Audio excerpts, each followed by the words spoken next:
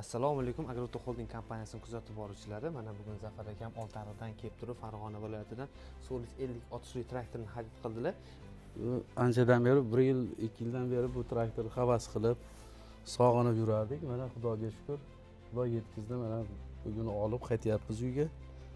Shu akalarga rahmat, mana yordam berishdi, olishdi.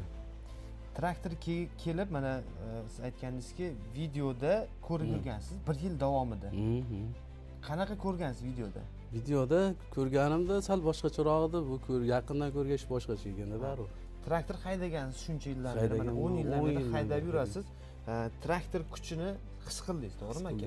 Xo'p, endi sizga mana ko'pchilik savol tug'iladi, ya'ni traktor bilan nima qo'shib berasiz? Sizga mana 3 martalik moy filtri, 3 martalik gidrofiltr va 1 martalik remen va sizga yana qo'shimcha bu yerda mana o'zini kulichlari va mana o'zini, ya'ni yo'riqnomasi. Traktorning yo'riqnomasi bor. Mana Solis 45, 50, 60 traktorlar bir xilligi uchun yo'riqnomasi bor va siz uchun Agroto Holding kompaniyasining futbolkasi, logotip tushirgan futbolkasini beramiz. Zafar aka, yana bitta sizga savolim bor. Nega aynan Solis 50-60 lik 5 kabina traktorini xarid qilib oldingiz va aylanma 3 korpusli puldi bilan? Bizga rosa qulay aylanma puli. Traktor ham rosa qulayligi uchun shuning uchun oldik. Bog'laychiga ishlatamiz. Uzunzoringiz bor. Uzunzorlaychiga. Ya'ni o'sha siz aytgandingizki 2 metrdan oshiqroq uzunzori bor. Shuning uchun kabinasi olib ishlataman. Undan tashqari boshqa ishlarda ham ishlataman. Boshqa ishlarda ham.